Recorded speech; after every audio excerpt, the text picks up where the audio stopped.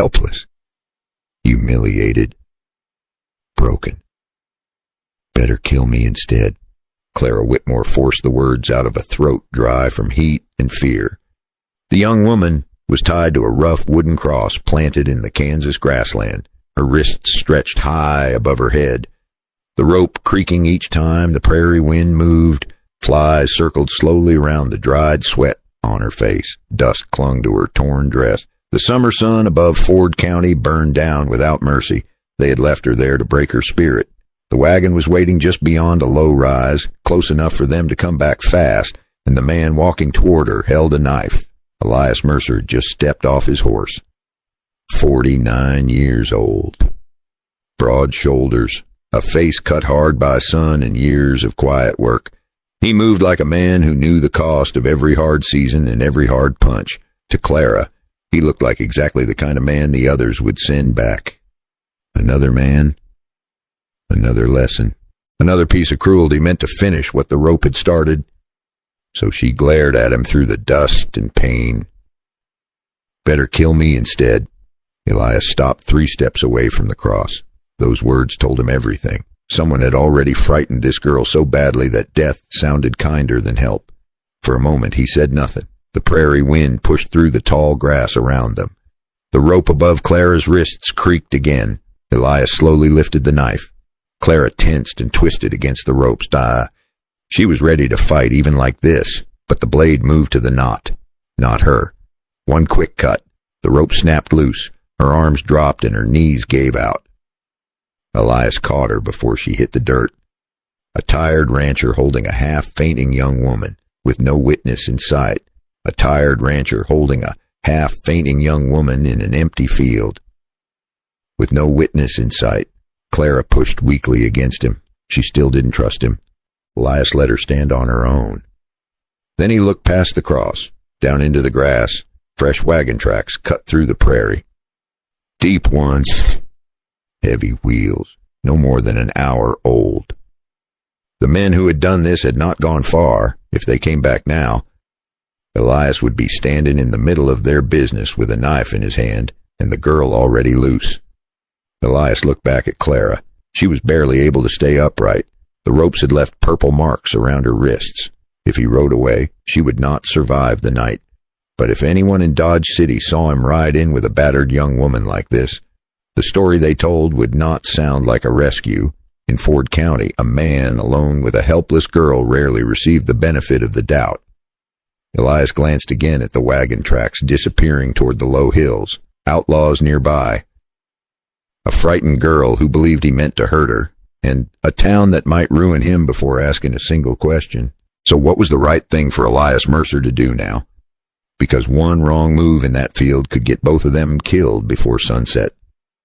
Claire stood there swaying in the heat, her arms trembling after the ropes came loose.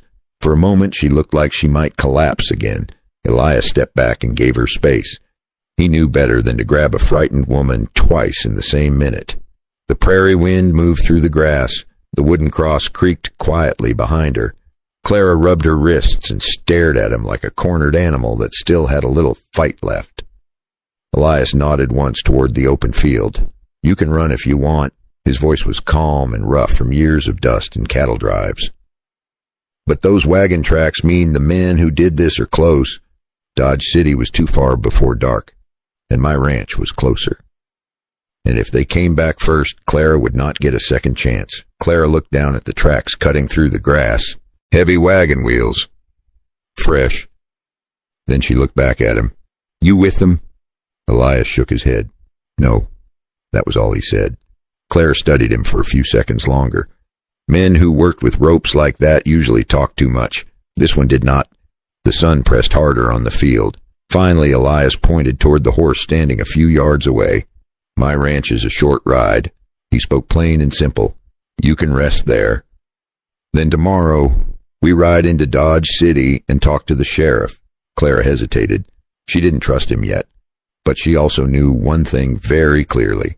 If those men came back and found her alone in that field, she would not be tied to a post again. She would disappear.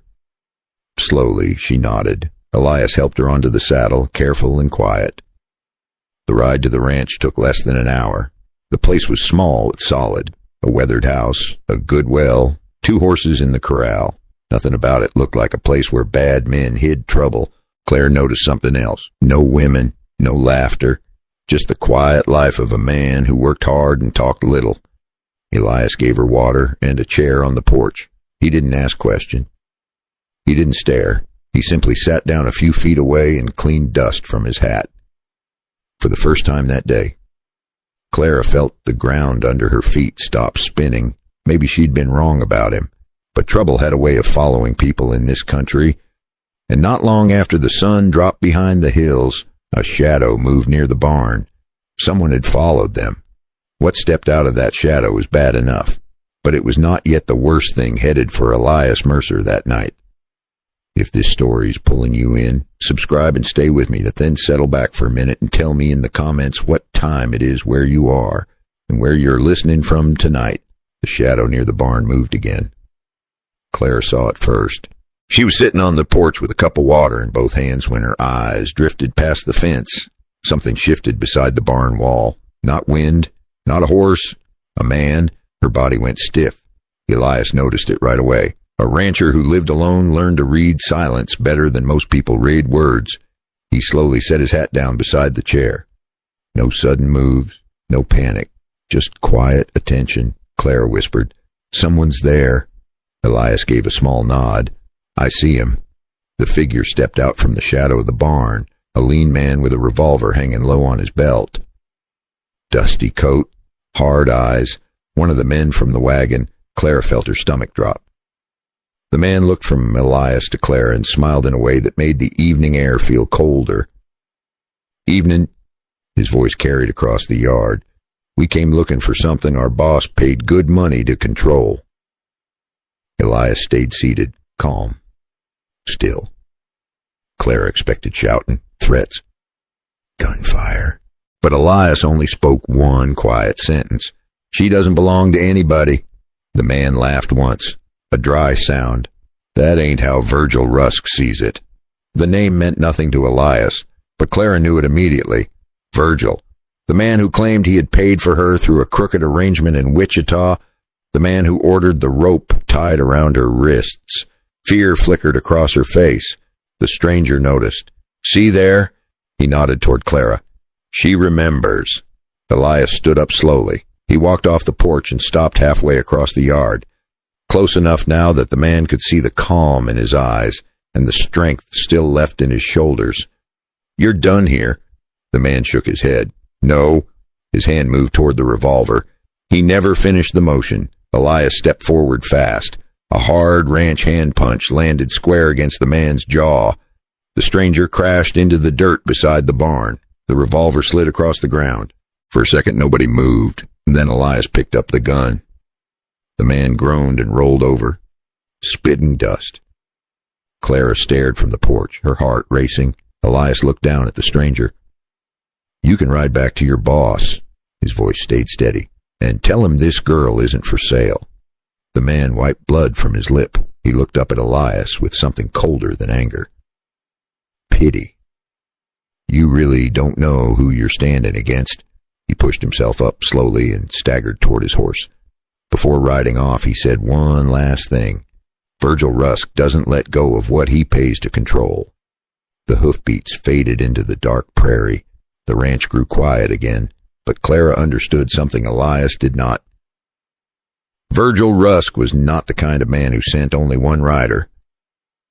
So the real question now was this: how many men would come back for her before sunrise? Clara didn't sleep much that night.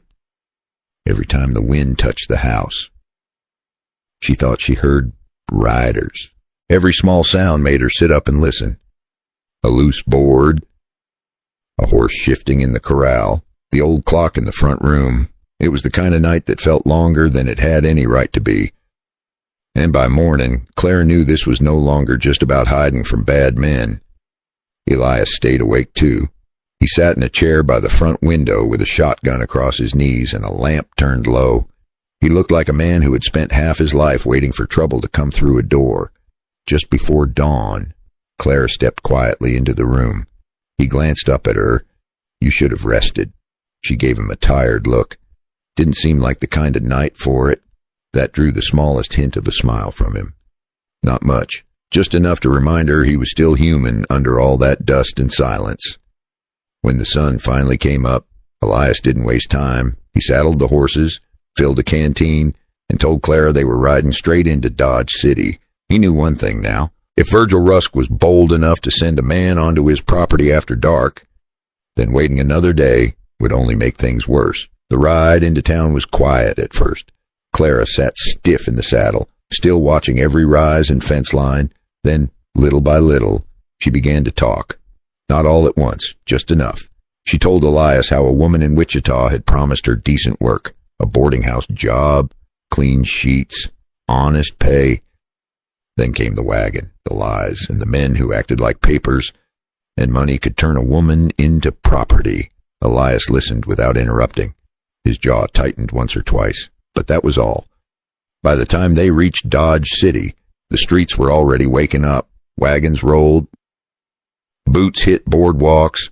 Men turned their heads when they saw Elias ride in beside a worn-out young woman with bruised wrists. In a town like that, people could build a whole ugly story before breakfast, and most of them would enjoy doing it. Sheriff Bell heard them out in his office. He believed enough to grow serious, but not enough to slap irons on Virgil without proof. And that was the part that scared Clara most, because men like Virgil did their best work in the space between suspicion and proof. That was the hard part. Virgil had gotten there first. He walked in wearing a clean coat, carrying false papers, and talking like Clara was no more than hired help who had run off with a lonely old rancher. The room went cold. Clara felt the shame rise in her chest all over again.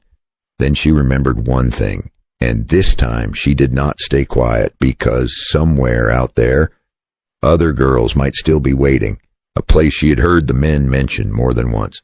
An old storage house near the road to Fort Dodge. Sheriff Bell had heard talk about wagons using that road at odd hours before, but never had enough to prove a thing. When Clara named the place, he stopped looking doubtful and reached for his hat.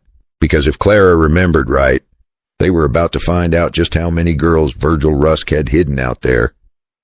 Sheriff Bell, Elias Mercer, and 2 deputies rode out before the dust on Main Street had time to settle. The old storage house near the Fort Dodge Road was real. So were the wagon marks. So were the girls inside.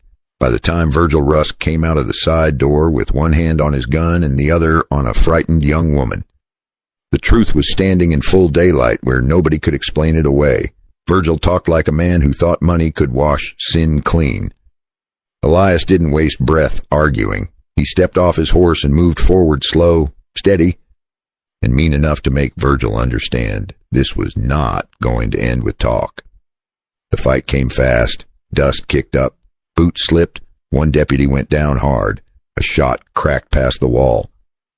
Then Elias got his hands on Virgil. Not fancy, not young up, not pretty, just raw ranch strength, old anger, and the kind of plain decency that refuses to step aside. When it was over, Virgil Rusk was in irons. The girls were free. But the hardest part of the story was never going to be the fight, and Dodge City finally saw Elias Mercer for what he really was. The same town that had whispered about him now could not stop talking about what he had done. Not a lonely old rancher hiding a young woman. Not a hard man with ugly plans. Just a decent man who stepped in when stepping in could have ruined him. Claire saw it too, clearer than ever. He had cut the rope in that field. He had opened his door without asking for anything back. And when the truth got ugly, he had stayed. That matters in this life. A lot of people talk about doing right. Far fewer keep standing when doing right gets expensive. Clara stayed in town long enough to give her statement. A few days passed. The talk in Dodge City settled down. Then one warm evening, she rode back out to Elias's ranch by choice, not fear. That was the difference that changed everything. She was free, and because she was free, her heart was finally her own to give. Elias didn't rush her. A man his age knew better than to grab at peace when peace had only just arrived. But little by little, the place changed. There was coffee poured for 2, a porch that felt less empty at sundown. A laugh now and then where silence used to sit all evening. Sometimes life does not begin when a person is young. Sometimes it begins the day someone believes they still deserve a decent tomorrow. I will tell you plain, that is why stories like this stay with me. A good man is not always the loudest man in town, and a broken heart is not always broken forever. Sometimes one kind act saves two lives. This story was drawn from old frontier accounts and retold with a few added details to deepen the lesson, the feeling, and the entertainment value. The images in this video are AI-assisted illustrations used to bring the story closer to the heart. If this one was not for you, no hard feelings. Get some rest tonight, and take care of yourself. But if it stayed with you, leave me a comment and let me know. That's how I know which stories are worth bringing back to this fire. And I want to ask you something before you go. What truly made Elias a good man? The fight, the rescue, or the simple fact that he treated Clara like a human being when the world had stopped doing that? If this story meant something to you, please like the video and subscribe to the channel, and tell me where you are listening from tonight. I always enjoy seeing how far these old stories travel.